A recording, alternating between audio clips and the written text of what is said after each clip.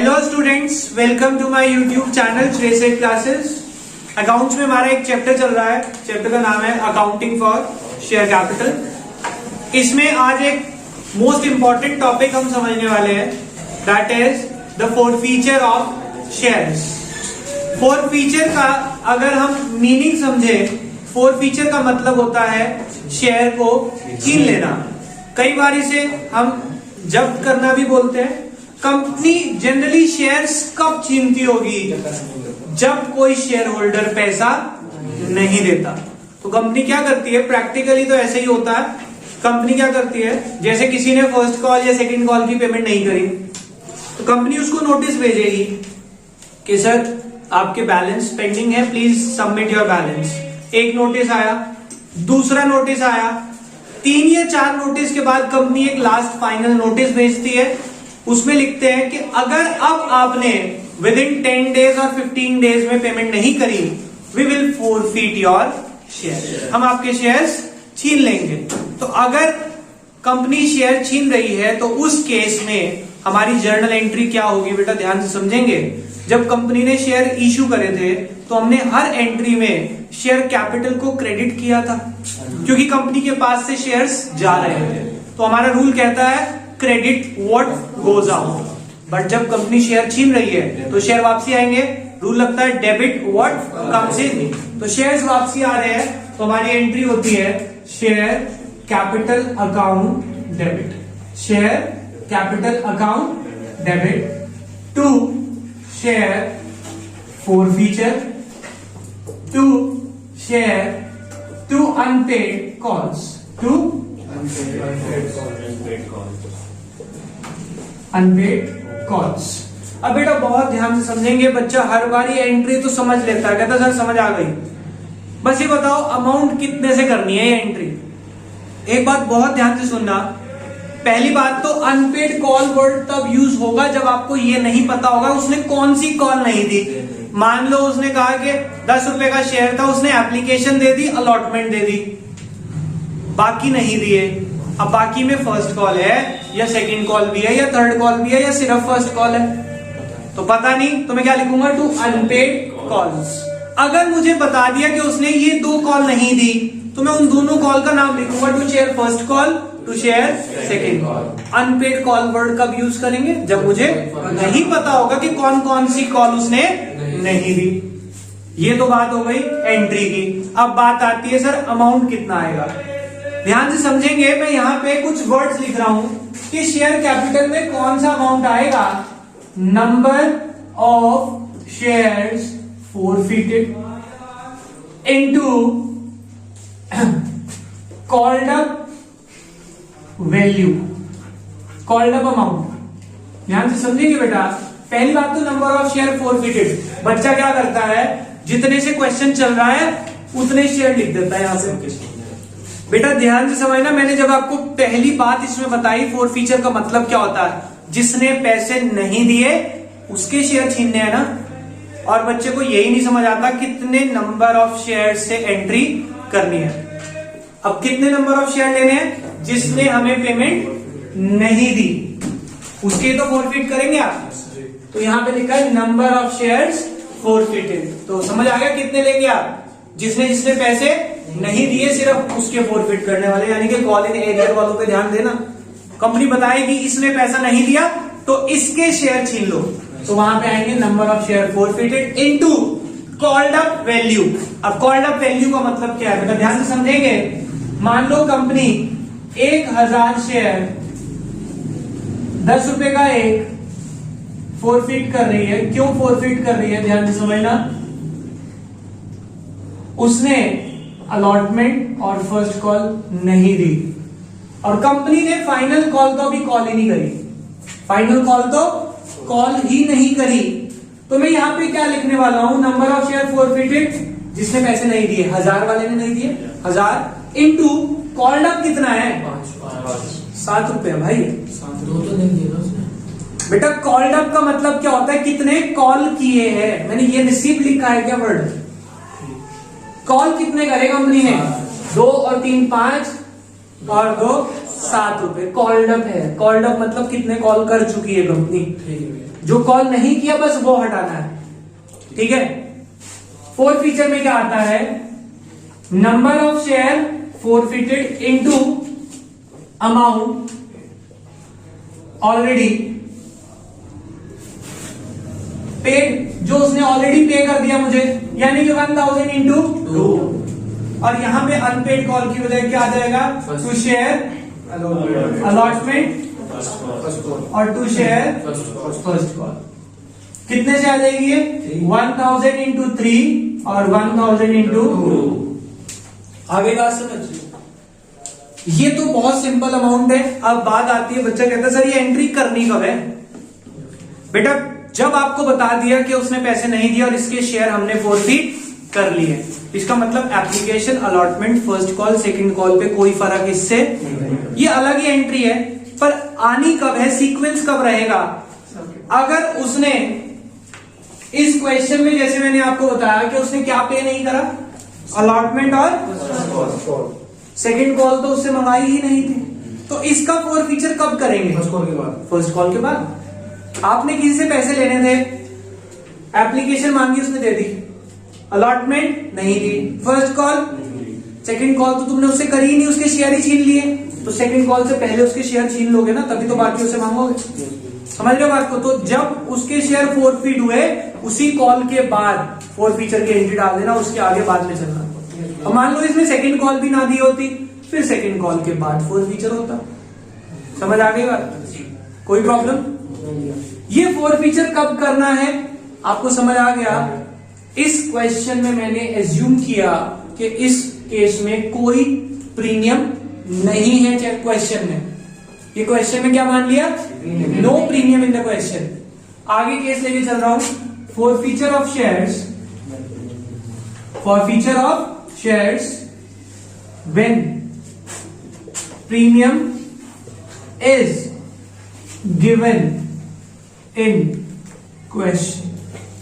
Question में premium given है, यहां पे क्या मान लिया मैंने, प्रीमियम नहीं है, नो प्रीमियम इन क्वेश्चन, राइट। अगर क्वेश्चन में प्रीमियम है, अब इसका भी अलग केस बनता है, प्रीमियम है and premium is already paid, और उसने ऑलरेडी पे कर दिया है, कोई प्रॉब्लम नहीं है, पर उसने प्रीमियम दे दिया। कैसे सर, देखो मान लो किसी के 1200 शेयर थे, एक शेयर 10 प्लस 2 का था, पेमेंट कैसे हो रही थी, 2 5 3 2, प्रीमियम यहां पे कितना 3 प्लस 2, उसने ये भी दे दिया, ये भी दे दिया, ये नहीं पे किया और ये भी पे नहीं किया, हमने इसके शेयर फोरफीट कर लिए, यानी कि प्रीमियम तो है पर प्रीमियम ऑलरेडी पे हो चुका है। प्रीमियम है और प्रीमियम ऑलरेडी पे। इस केस में मुझे करना क्या, पहले सुन लो फिर करके भी दिखाता हूं एंट्री। इस केस में मुझे प्रीमियम को पूरी तरह से इग्नोर करना है, जैसे पहले एंट्री करी है बिना प्रीमियम वाली वैसे यहां हो जाएगी, क्योंकि प्रीमियम ऑलरेडी पेड है। ठीक है, तो मैं क्या एंट्री करने वाला हूं उसी को ध्यान में रखते हुए, share capital account debit to share forfeiture, to share first call, to share second call. अब देखो उसने ये दोनों कॉल नहीं दी, इसका मतलब मंगाए तो पूरे होंगे, तभी तो उसने ये नहीं दी, तो कितना आ जाएगा 1200 इंटू 10। भाई प्रीमियम को इग्नोर करना है, अभी बताया प्रीमियम पे बिल्कुल भी ध्यान नहीं दिया जाएगा अगर प्रीमियम पेड है। तो 1200 इंटू 10 12,000। फोर फीचर में क्या आएगा, 1200 इंटू जितने वो दे चुका है 5 रुपए, 2 और 3, प्रीमियम को तो इग्नोर करना है ना, 6000। 1200 इंटू 3 और 1200 इंटू 2, तो 3600, 2400। समझ आया? ठीक है, तो इस केस में अगर मैं याद रखने के लिए नोट बना रहा हूं ये, if premium is already paid. Then in entry of forfeiture, ignore premium completely. तो आप प्रीमियम को पूरी तरह से इग्नोर कर देंगे.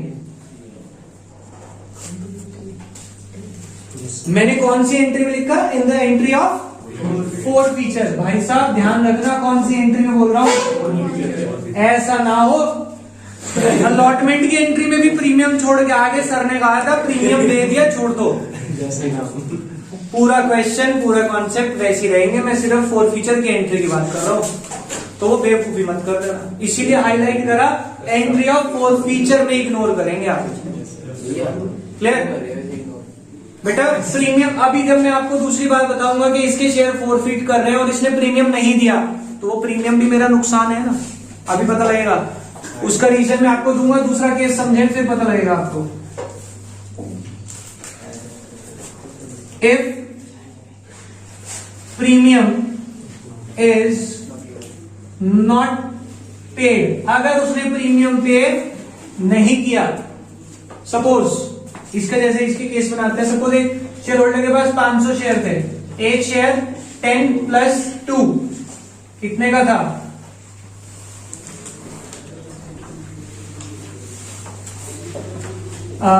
2, 5, 2, 3. तो प्रीमियम अलॉटमेंट पे है 3 प्लस 2. सपोज उसने अलॉटमेंट पे नहीं करी, फर्स्ट कॉल पे नहीं करी, और ये उससे हमने कॉल ही नहीं करा. ये क्रॉस का मतलब समझ आया? 3 के ऊपर क्रॉस लगने का मतलब वो तो मैंने मंगाया ही नहीं. अलॉटमेंट और फर्स्ट कॉल उसने दी नहीं, तो मैं उसके शेयर फोरफीट कर रहा हूं. अलॉटमेंट ना देने का मतलब उसने प्रीमियम दिया नहीं दिया. यही केस है मेरा. अगर उसने प्रीमियम नहीं दिया तो मेरी एंट्री क्या हो जाएगी? ध्यान से देखेंगे. Share capital account debit to share forfeiture to share allotment to share first call. Second call लिखूं? वो तो मंगाई नहीं थी. अब उसने प्रीमियम नहीं दिया, क्या वो प्रीमियम मेरे लिए नुकसान हो गया? नहीं हो गया. तो प्रीमियम भी नुकसान हो गया. यहां पे प्रीमियम डेबिट हो जाएगा. मैं क्या लिखूंगा? Security premium debit. Security premium reserve debit. Amount देखेंगे 500 इंटू 7. बेटा प्रीमियम तो प्रीमियम में जाएगा ना मेरे भाई. क्यों कंफ्यूज कर रहे हो? शेयर कितने का था? 10 का था, लेकिन 3 मंगाए नहीं. तो मैंने आपको क्या कहा था? Called up amount. मंगाया कितना? 7. प्रीमियम कितने का नहीं दिया? 2. तो ये होगा 3500 और 1000. ठीक है. शेयर फोरफीचर में क्या आता है? जितने पैसे उसने दे दिए सिर्फ 2 रुपए, 1000 रुपए. अलॉटमेंट में क्या आएगा? 500 इंटू 5, क्योंकि उसने प्रीमियम भी नहीं दिया.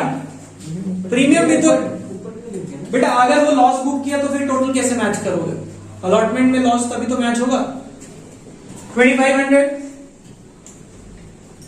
और 500 इंटू 2 1000. आपने अकाउंटिंग जो कर रहे हैं आप वो डबल एंट्री सिस्टम पे कर रहे हैं जी. क्या अगर कोई चीज डेबिट हो रही है तो वो क्रेडिट भी होनी जरूरी है ना. तो इसीलिए हमने वो किया. समझ आया सबको? अब ये अहमद कह रहा था कि सर ऐसा क्यों हो रहा है कि हम प्रीमियम इग्नोर कर रहे हैं. बेटा मैंने आपको फर्स्ट डे थ्योरी में पढ़ाया था कि जो सिक्योरिटी प्रीमियम होता है वो मैं कहाँ यूज कर सकता हूं? 5 चीजों में यूज कर सकता था. याद है किसी को? कहां कहां यूज कर सकते थे? बोनस इश्यू करने में, प्रिलिमिनरी एक्सपेंसेस को राइट ऑफ करने में, under writing commission, share issue expense को, डिस्काउंट कमीशन, सॉरी डिस्काउंट, और लास्ट लिखा था उसमें कि अगर मैं अपने शेयर बाय बैक कर रहा हूं. आपने जब प्रीमियम ले लिया तो वो पैसा क्या शेयर कैपिटल में पड़ा है या प्रीमियम में पड़ा होगा? प्रीमियम में पड़ा होगा. और प्रीमियम का पैसा क्या फोरफीचर में यूज हो सकता था? मना किया था. वहां 5 चीजें बताई थी. फोरफीचर वर्ड तो लिखा ही नहीं था. बाय बैक लिखा था.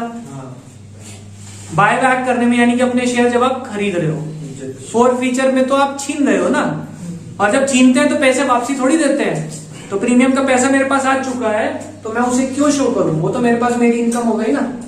अगर वो नहीं आया होता तो वो लॉस है, लॉस शो करना पड़ेगा। समझ आ गई बात? फोर फीचर का कॉन्सेप्ट समझ आया? Photo click.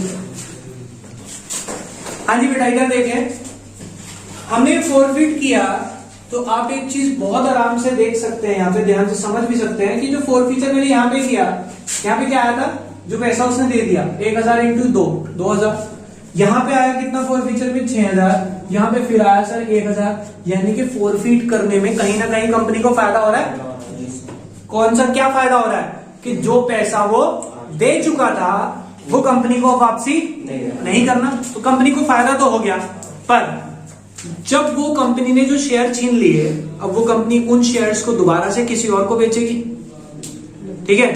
अब जब दोबारा बेचने जाएगी, क्या जरूरी है कि पूरे पैसों पे बेचे? क्या पता कंपनी को डिस्काउंट में बेचना पड़े। क्यों बेचना पड़े बेटा? महंगा ही बिक सकता है, और ऐसा भी हो सकता है डिस्काउंट में बेचना पड़े।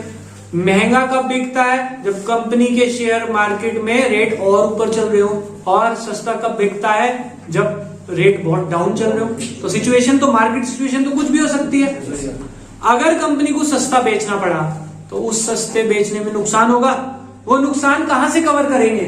ये जो फोर फीचर में फायदा हो चुका है ऑलरेडी, जो फोर फीचर अकाउंट में पड़ा था, ठीक है, फोर फीचर में जो फायदा हो चुका है, यानी कि जो वो पैसे ऑलरेडी दे चुका था, उस फोर फीचर के अमाउंट को यूज करूंगा री इश्यू के टाइम पे, और जो पैसा बच जाएगा उसी पैसे को हम ट्रांसफर करते थे कैपिटल रिजर्व में। अगर आपको याद हो, लास्ट एंट्री होती है share forfeiture to capital reserve.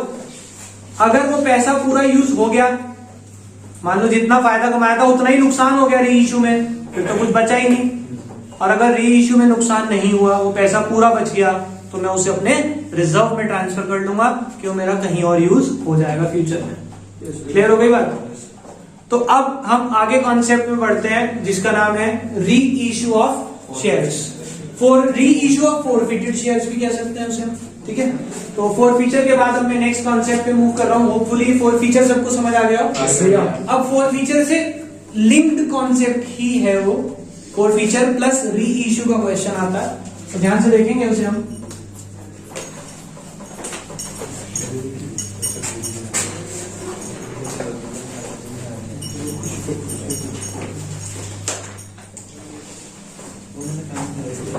देखिए बेटा, री इश्यू ऑफ फोरफिटेड शेयर्स, इसका मतलब क्या है? नाम ही बता रहा है कि सर जो शेयर हमने फोरफिट करे थे, यानी कि छीन लिए थे, उन्हीं को अब हम क्या करने वाले हैं? री इश्यू यानी कि बेचने वाले हैं, ठीक है। अब मैं इन शेयर्स को बेच रहा हूं। सपोज मैंने इन शेयर्स को बेच दिया एट पार। कितने बेच दिया?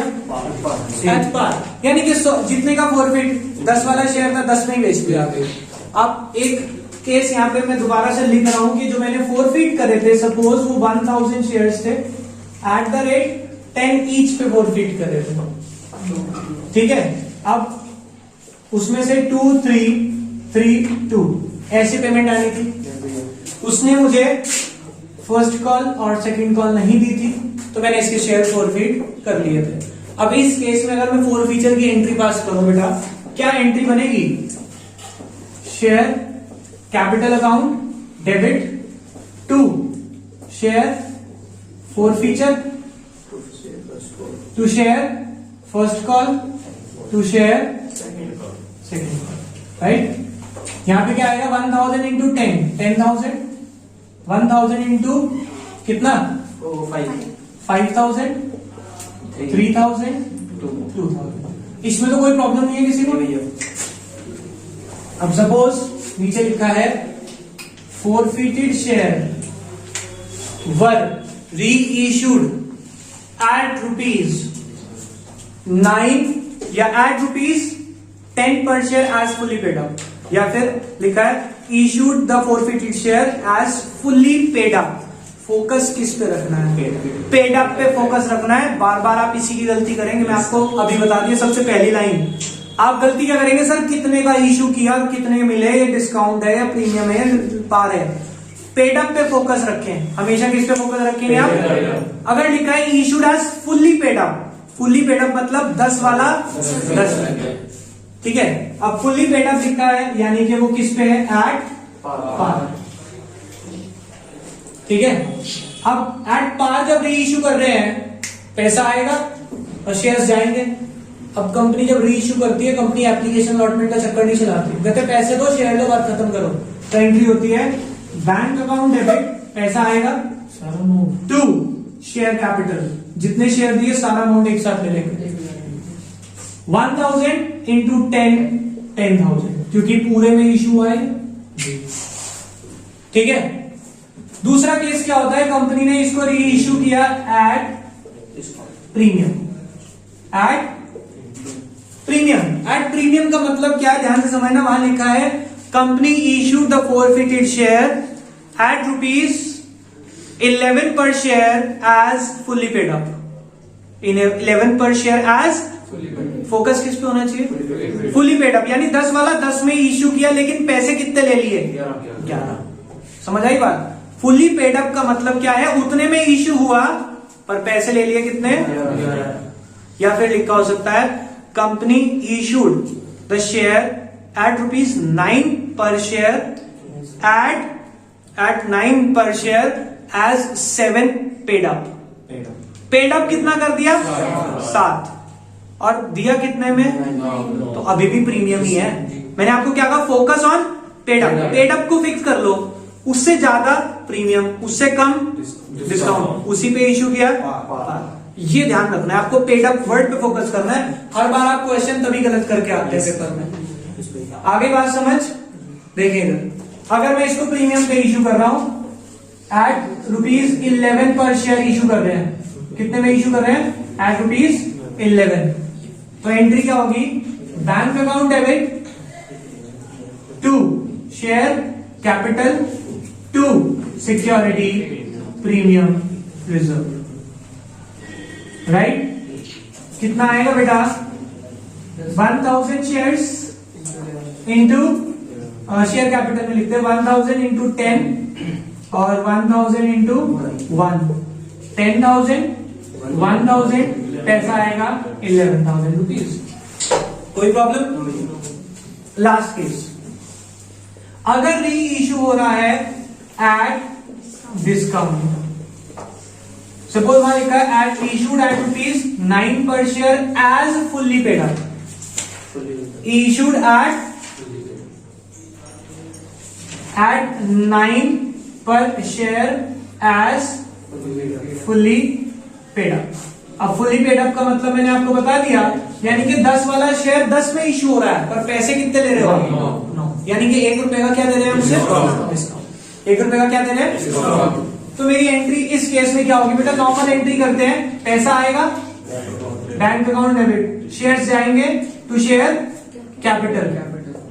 अब प्रीमियम था तो फायदा हो गया, डिस्काउंट है तो नुकसान है तो डेबिट होगा, पर लिखा जाएगा क्या, शेयर फॉरफीचर अकाउंट डेबिट। मैंने अभी आपको लॉजिक भी दिया था कि जो फॉरफीचर में फायदा हुआ, जब री इशू करूंगा अगर उस पर नुकसान हुआ तो उस फॉरफीचर से एडजस्ट करूंगा। जो फायदा हुआ था फॉरफीचर में, उस फॉरफीचर में से इस डिस्काउंट को रिकवर करूंगा। ये है डिस्काउंटिंग, पर वर्ड क्या लिखा मैंने, शेयर फॉरफीचर। ठीक है, शेयर कितने हैं, 1000 शेयर ₹10 के हिसाब से कितने के हो गए, 10,000 के, पर मुझे मिलेंगे कितने, 9,000, क्योंकि ₹9 के अकॉर्डिंग इशू हुआ, 1000 इंटू 9 और 1000 का मेरा हो गया डिस्काउंट। कोई प्रॉब्लम, समझ आ गई बात। हाँ जी, एक क्वेश्चन पेपर में बार बार आ रहा है कि अगर हमने यही डेटा लेके चलूं, हमने 1000 शेयर करे इशू, 1000 शेयर करे forfeit for the non payment of, question ऐसे लिखा होगा, ABC limited forfeited 1000 share of Mr. Ram for non-payment of ₹3 on first call and ₹2 on second call. Company wants to reissue these shares to the public again what is the maximum amount of discount that the company can offer to the public? Maximum कितना discount दे सकते हैं? 5 है, 5 yes, this is the point कि आपने जो share forfeit करे उस पे आपको कितने मिल चुके हैं। मैंने कहा 3 और 2 5 तो नहीं दिए, यानी कि 10 में से 5 नहीं दिए, तो कितने दे दिए उसने? 5। अब जब आप उसे दोबारा बेचने जाओगे तो सामने वाले को कितना डिस्काउंट दे सकते हो मैक्सिमम? 5। आप इसे शेयर्स मत सोचो, कोई चीज सोच लो। आपने ये मार्कर किसी को दिया था इंस्टॉलमेंट पे, उसने 20 रुपए का आपने कहा था और उसने आपको 12 रुपए दे दिए थे, 8 रुपए नहीं दे रहा था, आप उससे जाके मार्कर उठा के ले ना दे पैसे।